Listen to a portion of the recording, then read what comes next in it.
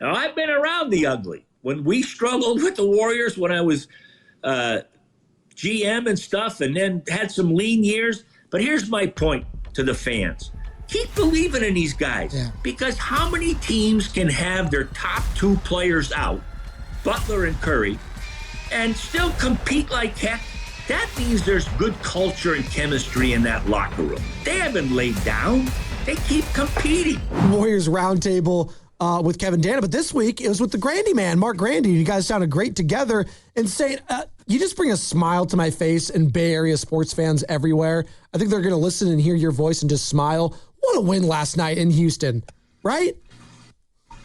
Well, happy Friday, fellas, and maybe I bring a smile now that I'm not coaching or the GM, so they can't hit me over the head. Gary, can I ask you a question? You're Sure. a man with great wisdom, great perspective. You've lived a little, and so I want your perspective. My wife drives me crazy because every 2 weeks the cleaner comes, and there's this crazy anxiety about cleaning before the cleaner comes. And I don't get it. I don't understand it. Like we're being audited by the cleaner almost. And she's maniacally obsessed with it. So, Gary, do you and your family have a cleaner? And if so, do you clean before the cleaner shows up? Or is what I'm saying the most ridiculous thing you've ever heard? No, that's good stuff. Let me tell you, I got a close friend. His nickname is Nicky Neat. And he's picking up, he puts the dish towel on his gym shorts and walks around his house. He's crazy. And no, I tend to do that. Ours comes today. I love the ladies, and we have a chat, but I got to clean off my counter in the bathroom and walk around the house a little bit. I got my two grandsons around here, so we got Legos everywhere, dinosaurs. I got Optimus Prime, whatever you guys want. Come on over. Oh, I love it. I love it. Samuel joining us right here on the Morning Roast. Former Warriors head coach, general manager, Warriors Roundtable with Kevin Dana. You can check it here weekly. Let's dive into that game last night. What a game! Where do you want to start? What a game! I mean, just a win like that for a team that has, quite honestly, no place beating a team like the Houston Rockets on paper. But this is why we play the game, right, Gary? Yeah, I mean, Mark and I talked about this during the week. All these guys who've just taken the team and just, oh, my God, I can't believe this and this and that. And I said, hey, can't you respect some guys that are working hard, that are playing together? And it came together in a beautiful way last night. I mean, Houston's top four in the West. And, you know, here's the Warriors fighting for 7, 8, 9. And you got this cast of characters. It just was beautiful to watch. I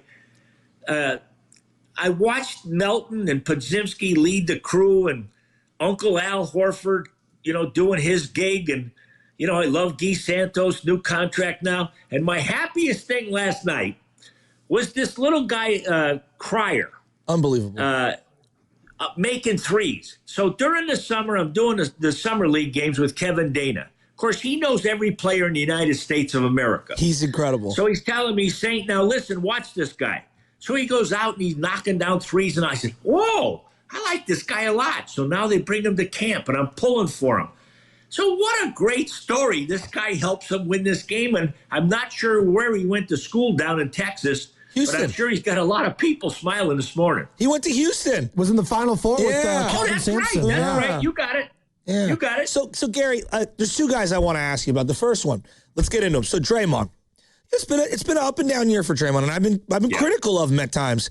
They've now started Horford alongside of him, and it feels like that's really opened up the floor for Draymond Green again, because it's been tough for him without Steph. Yeah. I thought last night he was brilliant. I mean, just brilliant. Yeah. Defensively on KD, unbelievable. Some unreal box outs, even on rebounds he didn't get. Great movement with the ball, without the ball. He threw guys open with some of his passes. I thought Draymond was on full display, and I think you can make an argument. I know the Spurs game was great. I think it might have been his finest game this year for Draymond Green last night. Well, it's a great breakdown. You know, his position is 4, and I call him a point power forward because he initiates offense. Now, you know, he misses Batman. You know, with Steph not there, his game kind of comes down a notch because he's used to dribble handoff, change, pass and pick, all that kind of stuff. But your points about his defense, just terrific. And, he's a terrific leader out there. The one thing I wish he didn't do was grab Smith's ankle. I didn't like that. And in my day, shortly thereafter, we had power forwards back then with Karl Malone and big guys. There would have been some words shared and maybe a couple of pops to the head. You don't need to do that. You're too good a player. I agree. And I'm just thrilled with that win. That's great because I'm crazy. I'm studying the standings every day. So now you got the Clippers chasing them, and, ahead is Phoenix. Well, Phoenix lost last night to the Chicago Bulls at home. So maybe the Warriors can sneak up on that spot, and then they'd have a chance to get home court. So I'm still nuts. 20 games left, and I'm watching the standings every morning. You and me both. The Draymond grab of the leg, it was unnecessary. That's kind of just unnecessary. And it's really the only blemish on what I thought was a great night for him. I love that he shot the three with 3 minutes to go. Even though he missed it, he needs to shoot that three. But I want to get into kind of Pods and Dre and how they were playing off each other yesterday. One thing I'm really working with a lot of young players with is, hey, don't be afraid to get rid of the ball and move without it. You'll get it back in a better place. There you go. And I thought yesterday the balance of when to push, when to pull back, when to stop the dribble and just pass and keep moving so that you get it back on the run coming off the screen. I thought it was his best floor game of the year for Pods. He only had the one assist, which was a brilliant play, but he had a lot of what I call the hockey assists or the play that set up the assist. It was just a beautiful floor game from Podziemski, finishing around the rim. That's the template for how he needs to play. Well, we all have to clap for him this morning. That might have been his best game of the year, too. He's finding himself, guys. And your points about movement without the ball. This whole team is predicated on ball movement and people movement. And when they're right, they do it as well as anybody in the league. It's been the mantra for this whole Steve Kerr run as head coach. And it's a fun way to play because, as you said, you trust your teammates. I give it up to you, and I make a hard speed cut to the basket. And I open up something for somebody else. Maybe I don't get the layup, but I go out the weak side. We change the ball, and like your hockey assist point, it goes A to B to C. And nobody talks about A, but he initiated the whole thing. And he's making tough shots in the paint. There's never been a question about his defensive intensity, taking charges, his rebounding prowess. But the offensive end is starting to come together. I was a little tough a few weeks ago. I thought he was forcing stuff. And, I had an assistant up in Sacramento, Pete Carrill, who was a Princeton coach in the Hall of Fame. He'd say, fellas, read the man in front of you. He'll tell you what to do, in that beautiful New Jersey twang. Well, if the guy sags off you and you're wide open, take the shot. But if he gets up and crowds you, take him off the bounce, finish yourself, or create for others. And I think the bell's really ringing with Pods. And he should feel really good today. Because didn't he have the last game, guys? He had, 20 points in the first half? Yeah. And so it's coming, guys, and really doing really yeoman's work. One other thing on Pods, I don't mean to get too, focused on him. We do underrate, his body is the finesse. The fitness level that he's in at such a young age. He's thicker than you think. He's stronger than you think. And he plays his 34 minutes. We could say at times he plays a little too out of control, but I don't question his conditioning level. And on a league of just nothing but freak athletes, he's in as good a shape as anyone in the league. Yeah, and I'm partial to him because he's Polish. In my town in Chicopee, in Massachusetts, is full of Polish people. We have a kielbasa festival. You guys should come. But anyway, let me make a point on Podziemski and him and Peyton. Their guys, their agent is Bill Duffy, and you guys probably know of him. Great agent in Walnut Creek. Well, I go to a guy because my body's falling apart, and his name is Jeff Johnson. He does deep tissue work. Well, who else goes to him? Those two guys. So they're meeting with him working on their body. And you know what? They're playing more games because on the days off, they're doing what they need to do to take care of their body. And I love those two guys. Why? Maybe they're not the greatest scorers, but you got to have dirt guys that work hard, that help you win. And to coach guys like that, you love them. Garry St. joining us here on the River Islands guest line. St, another guy that's just impressed me so much coming off, just so many injuries is DeAnthony Melton. I feel like he's been so consistent this year. The shot really hasn't been falling for him as of late, but he drives to the basket. He plays smart. He's been clutch for this team. I think he's been the best story, at least on the court, for the Warriors this season. No, I'm with you. I didn't know much about him when he was in Philadelphia, and my son Greg, who's an assistant with the Lakers, he said, Dad, you better take a look at this guy. Look at the body, length of arms. Look at the head. He's very, very intelligent as a player. He can initiate offense. He can play off the ball. He can defend 1 through 4. And that dunk he had earlier this week was probably the best thing I saw all year for him. Hey, guys, you know what? It's going to be difficult to keep him here with the salary cap, with the second, first apron and all that kind of thing. But I sure love his game. He looks like he's a guy that all the guys on the team are pulling for and respect. Yeah, no doubt about it. Garry, I'm looking at just the Warriors right now with no Steph, obviously, no Jimmy for the whole year. They're hoping to get Kristaps back. You were a GM. You've been a coach. You've been on a million staffs.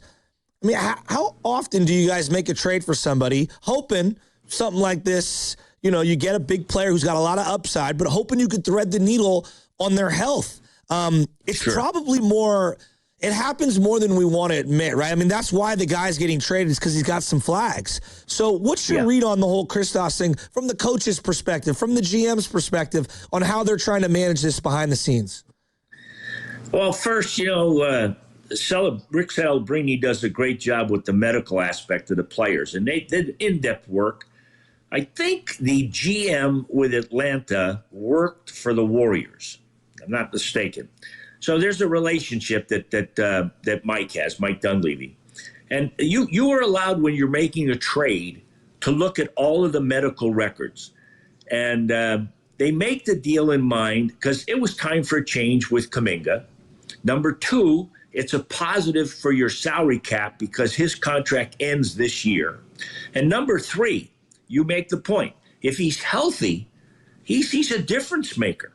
My son Greg coached when he was in Dallas. He played there, and he's a great guy. You guys would love talking to him. Here's the deal: he at 7'4", defensive presence in the paint, takes away layups. Offense, put him on the box. He's a righty, so he turns left shoulder for his jump shot, which is darn soft, and he can play up at the elbow, make that shot, or make a change sides of the floor pass. He's very, very smart. I'm just hoping this guy can play because everybody would really like the guy. And then Steph Curry gets healthy, and if I'm one of these teams, if I'm Phoenix, I don't want to play the Warriors in the play-in game. I mean, they got Brooks. He got arrested last night with a DUI, with a broken hand. You don't know what the heck he's going to do. He is having a great year, though. And they've had a great season. And then you got the Clippers right behind.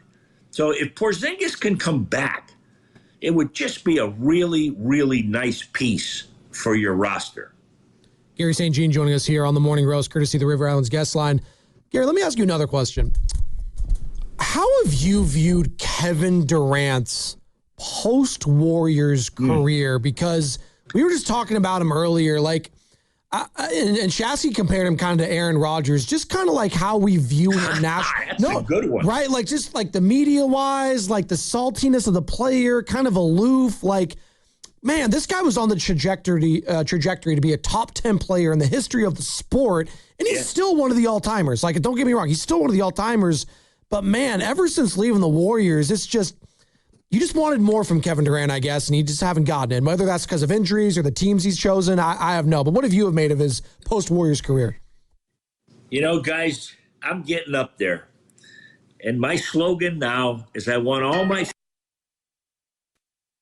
Oh, no. I wanted the slogan. I need. It's like Sopranos at the end. It just went right to black. Yeah, don't stop. There you go. I think it's something buzzed on his whatever he was on, his laptop or something. So hopefully we get the St. one back. I want to know what the slogan was for him. But he loved your Rodgers and KD comp. I think they're closer than we want to admit.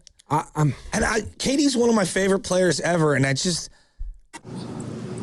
is that Stanley? Are you still there? I hear him. Does he hear us? We'll get him. We'll figure it out. 888-957-9570 is the number. By the way, we get to talk to Steiny and Goot today. Did you know that? We got the crossover, baby. I know, I'm pretty excited. 9:45. You're going to ask him about cleaning? Is that going to be your first question? Yeah. Who do you think's the cleaner of the two at home? Well, the Danny Tanner of the station, meaning going full house on you, is Mark Willard.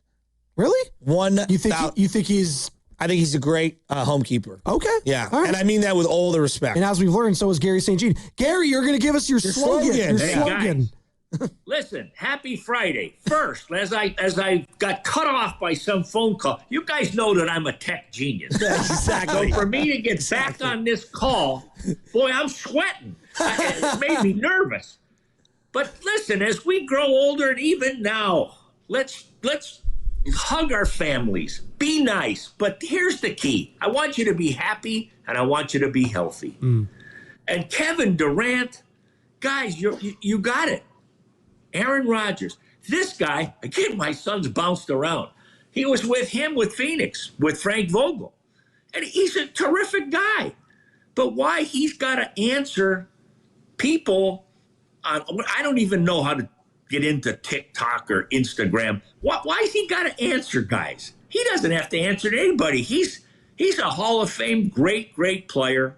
Then there's some pointed remarks about him using anonymous names and then being critical of his team. Come on, what are we doing here? No. This guy is a fantastic player. I know. And last night, I got to tell you something. And here's something you guys know. Draymond, special. What do you do with a big guy that's got length? You get up in his space and you crowd him and you make it tough for him to pivot or whatever, step throughs. And let's go all the way back to Jackson playing Nowitzki in the playoffs when the Warriors beat Dallas 1-8. That was the concept that Don Nelson used back then. So if you have a smaller guy playing against a bigger guy, a great shooter, you got to crowd him and get up in his grill. But I just want Kevin Durant to be happy. He's too good to be worrying about all that minutia stuff. Yeah, I think we all know somebody in our lives who just is perpetually angry or miserable or looks for someone to fight. We just know how that goes. Your son's been in the league now for how many years, Garry? Coaching. I don't know, probably 8. Okay. Something like 8 or 9. And you go back. I'm not trying to date you. I'm not trying to make you feel old. I started in 79. Okay. With Nelly in Milwaukee, and people say, "Hey, Saint, how are you?" I said, "I've lived a blessed life. I've been such a lucky guy." How many people have their dream job? And I got to work with great people, and I am very, very. I compare myself a little bit to Clint Eastwood. I love that. I've seen the good, the bad, and the ugly. Nice. Now I've been around the ugly. When we struggled with the Warriors, when I was GM and stuff, and then had some lean years. But here's my point to the fans. Keep believing in these guys. Because how many teams can have their top 2 players out, Butler and Curry, and still compete like heck? That means there's good culture and chemistry in that locker room. They haven't laid down. They keep competing. So now they're on against Oklahoma City. I think it's an ABC game Saturday. Yeah.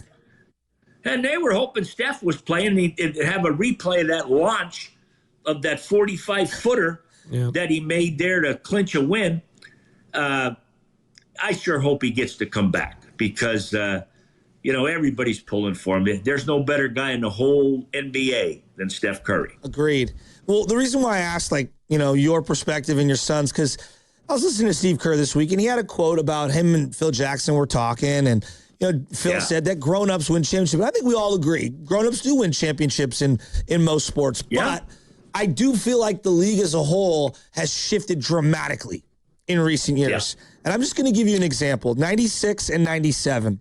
14 seniors, 12 juniors in the first round, 96. 20 seniors, 7 juniors in 1997. This last draft, 3 seniors, 3 juniors. Okay? The players are all freshmen or they're 18-year-old international players. They're younger now than ever before. So that means their primes start a little earlier, but also it's never been more of a developmental league to me than it is right now.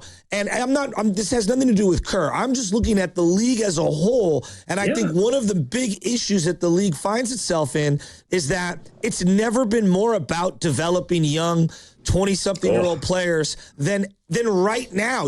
Being a 22-year-old that played 4 years for Izzo is very different than playing for the G League Ignite and being 18 years old. You're just more mature in every aspect. So when I say all that, what do you think? You're right on. And, the organizational structure, I think, is more important than ever. You're talking about you're getting experienced guys in past years. And we're talking about the Europeans and these young guys. You've got to have a staff that really develops players. It's really important. And it's not just them on the court. It's helping them mature as young guys and having vets around to tell them how to do things. There's an expression in the NBA, put your work in. That means doing your work every day. Look at Steph Curry. He's in the weight room. He's out there shooting. He's working on some mechanics of moves and stuff like that. And he saw that. And he saw guys see Klay Thompson and stuff. It's really, really true. You guys are right. Now, here's your look at European guys. They come over and they're probably more fundamentally sound because they work at that so much. But don't you guys think it's a huge adjustment for them sociologically? No question. Adjusting to being in the NBA? American Holy culture, the off the court stuff, social media. I mean, Gary, the whole thing. There's so many factors. We aren't even hitting the tip of the iceberg. Yeah. And that's why your whole team has to be on the same page, and you meet and talk about these guys and what can we do to help them? What can we do this week? Okay, now let's bring him in and let's have him meet. Look at the Warriors. They've got a master teacher who's not on the bench anymore. My man Ron Adams. He teaches coaches how to coach. That's what he's doing. Oh no. Hey, that's all the time we're going to have for saying. We're just going to say goodbye to him. We have to hit the break anyway. I love Garry St. Happy Friday, Gary.